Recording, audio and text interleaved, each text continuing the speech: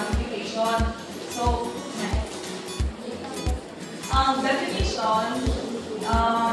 definition ng social stratification is the systematic ranking of people based on a scale of social worth. Yan yung galing based na Riao and another one is a system of dividing large groups of people into layers, creating a hierarchy of Rizal.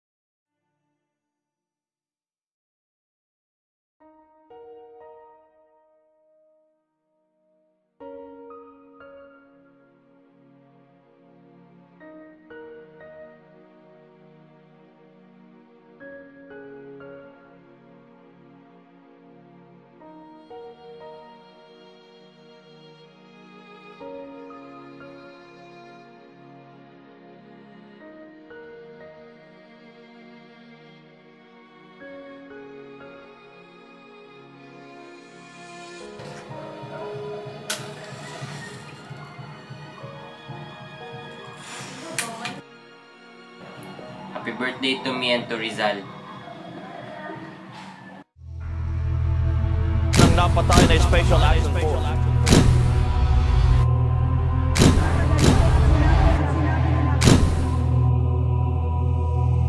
Consumatum est. Buhay pa ako.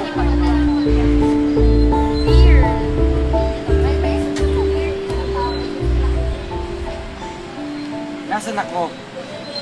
Nasaan ako? Oh my gosh, late na ako. Kuya, okay ka lang? Sino ka? Sino ka rin? Anong araw ngayon? March 14, 2015. Asan si Luis Tabiel? Sige, lang. Alis na ako, maligit na ako.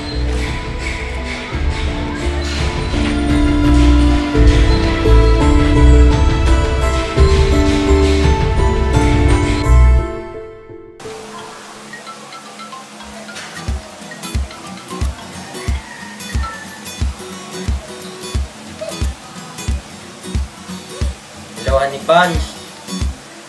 Ay, bebe ko. Hello, bebe ko. Sa bahay lang. I miss you too. Okay, bebe ko.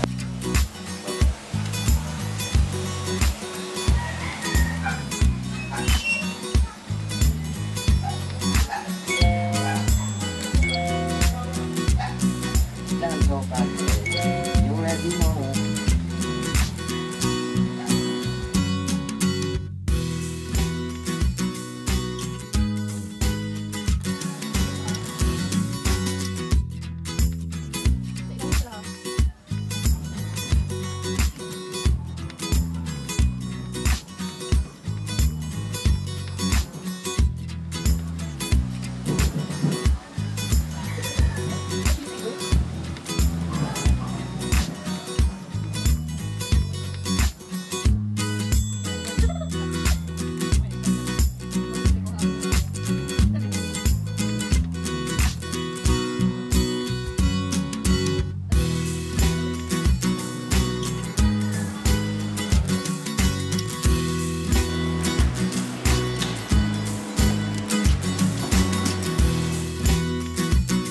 Good morning, Doc. Magandang umaga din. Hello po. Good morning. Yes, I was glad to meet you. Ay, Secretary. Kung merong maghahanap sa akin, sabihin mo wala ako ah. Excuse me, nandiyan pa si Doc Rizal. Naku ma'am, pasensya na po. Day off kasi ngayon ni Doc. Okay, I'm gonna go back tomorrow na lang. Okay ma'am. Bye. Hello? Yes ma'am. Opo. Excuse me, miss. Andito po ba si Doc Marcel Rizal? Ma'am, ma'am, sorry talaga, pero nasa bakasyon pa si Doc. Balik na lang po kayo sa susunod na week. Kinalitan yan ah. Last week pa ako dito, ayaw niya pagpakita sa akin. Asa na ba siya? Pabalik-balik ako dito. Alam mo, ang sayaw pa masahe ko. Alam siya ka pa, mahirap maghanap ng green na jeep. Pabalikan kita next week. Okay? Utangin ang Rizal na sa business kanya. Sige po, ma'am. Ingay naman.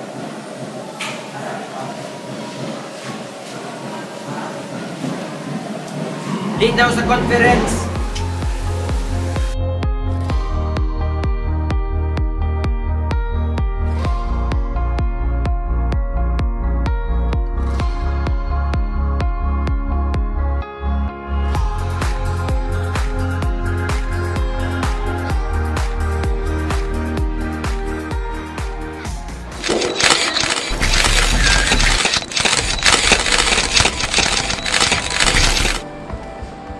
My book is entitled, Bulin Mo Ako, Babaeng Lumpo, Bilis.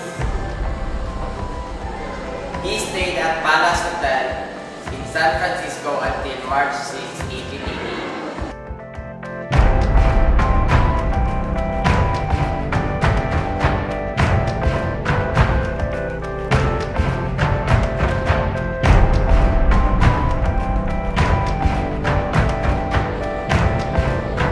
On May 25, 1888, he stopped at the Grand Hotel Midland and then stayed for a week at the house in Brestford Road and eventually transferred to a private home in number 37,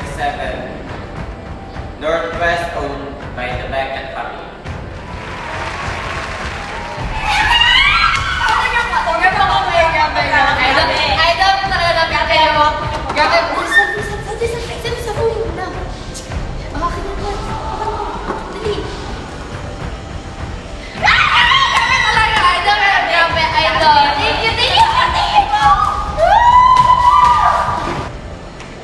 Uy, Senator Cayetano. Napakaganda na yung novel. Bagay ka maging politician, Jose. Gusto ko tayong ibitahan para maging isang senator. Tatakbo ako presidente ngayong taon na ito. I'll think about it. Sige, mauna na.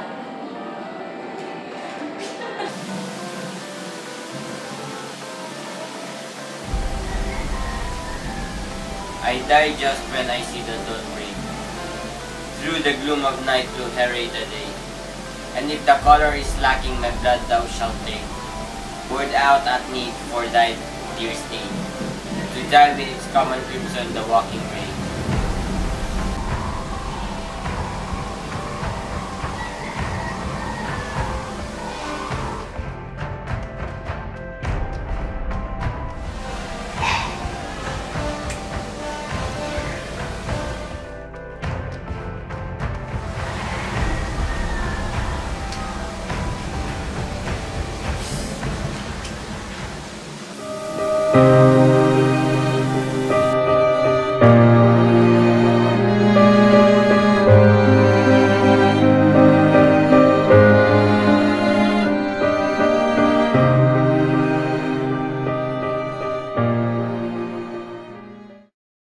Ating palarong pambansa 2015!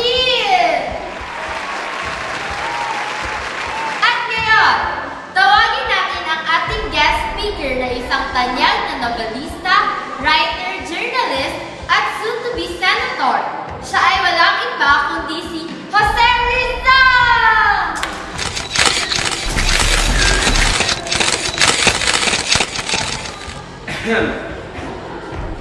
Speaking before you, I am not scared by the fear that you may listen to me with lukewarmness.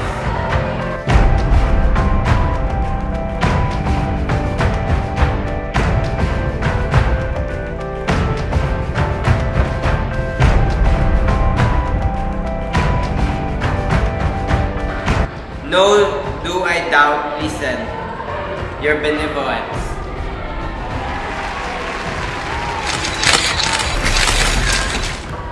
Senator Cayetano. Jose, napakaganda ng iyong mensahe sa ating mga kabataan. Napag-isipan mo na ba na pumasok sa politika? Hanggang ngayon pinag-iisipan ko pa, pero malaki ang chance na papasok ako sa politika.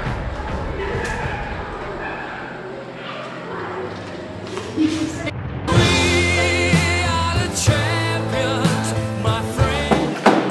me, nandiyan ba si Doc Rizal? Ay, ma'am, kasi... Johnny. Doc! Ay, Zandra. Uy, Doc! Pasensya talaga, busy talaga masyado ngayon eh. Magpapacheck sana ako ng mata. Sige, Johnny, ang aking next pasyente, i-cancel mo. Malakas sa akin to eh. Sige, Doc, sure. Zandra, bakit ka magpapacheck sa mata mo? Mag-abroad kasi ako, and sabi ng agency na dapat, our requirement ng agency is dapat malinaw yung mata mo. So, kailangan tinutulong mo. Bakit ka ba magtatrabaho sa ibang bansa? Eh, marami na magtrabaho dito sa Pilipinas. Malaki ang sahod doon kaysa dito. Oh! Bakit tayo na rito? Para sa meeting na ito. Kasi nung isang araw, nagkaroon ako ng isang pasyente. Gusto niya mag-ibang bansa dahil mataas ang sweldo sa ibang bansa. So, ano po ito? Ang punto nito, dumarami na ang bilang ng Pilipino na gusto mag-ibang bansa.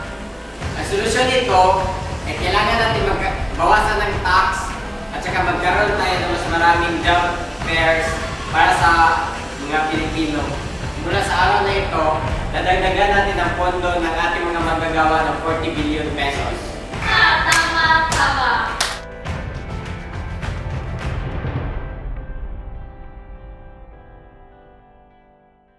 This is it. Oh, I finally found someone to share my life. I finally found the one to be with every night. 'Cause whatever I do, it's just got to be you. My life has just begun. I finally found someone.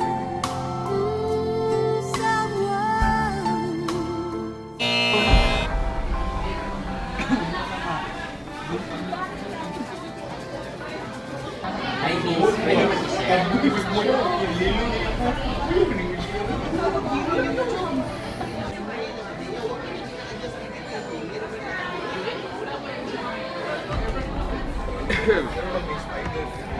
Anong novel yan? The Runway Tree by John Grisham. Si John Grisham. Na-meet ko na yan.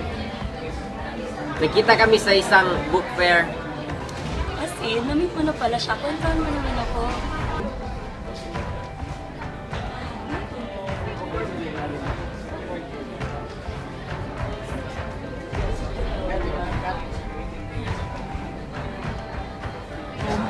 Gusto mo kasama? Ay, hello. Speaking. Si Napoles? Sige, papunta na ako. Okay, bye-bye. Sorry, I really have to go. Can I have your number?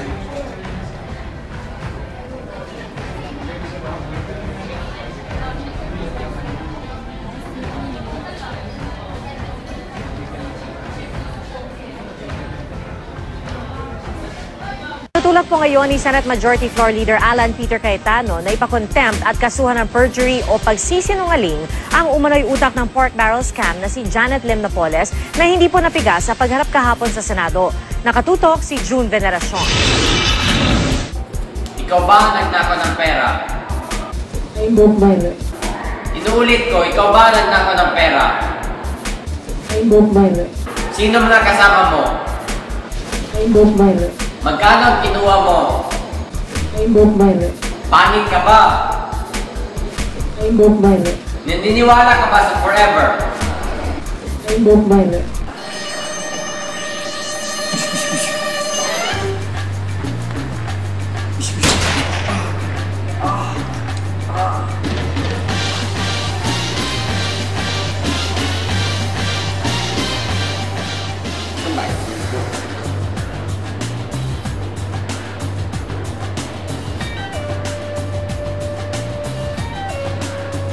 Hashtag dying.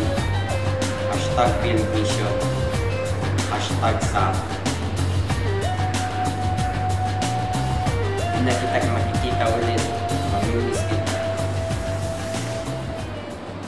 How did Rizal got to battle? He is not even a violent man. So, it's a no. Hey, Gogi pera! Gang, wala akong pera dito. Alis na kayo. Sige na, go. Sige na. Gabi na. Sige na, te. Wala kami na. Wala kami kain. Wala nga ditong pera. Sige na ba? Sige na. Sige na, go. Wala kami pera! Anong ingay yan? Adok, may mga bata o nanlilimos. Wala pa akong pera eh. Baka, bay na dito pa kayo. Gabing-gabi na. Sabi kasi ng nanay namin maghanap kami ng pera kasi wala kaming bigas. Bakit? Hindi ba kayo nag-aaral? Wala nga kaming bigas. Bakit na kami mag-aaral? Wala nga kaming pambili. Oo nga. Ano ngayon, Jose? Anong decision mo? Pinapangunahan ko ng libreng edukasyon sa Pilipinas dahil naniniwala ko ang kabataan ng pag-asa ng bayan. Tama. Tama. Tama.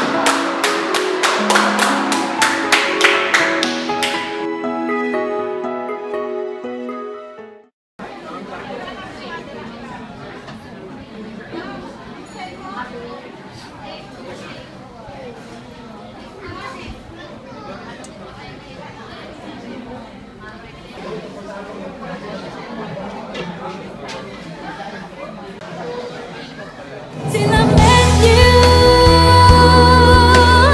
I never knew what love was. Till I met you, this feeling seems to grow more every day. I love you more each day.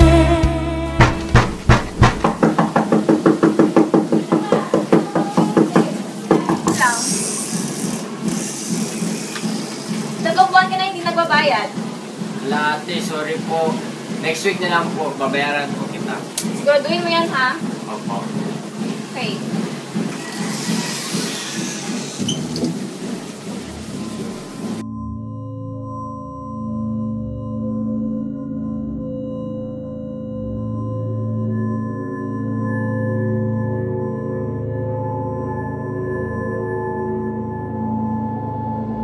Di maaari to. Di maaaring buhay pa sa Rizal.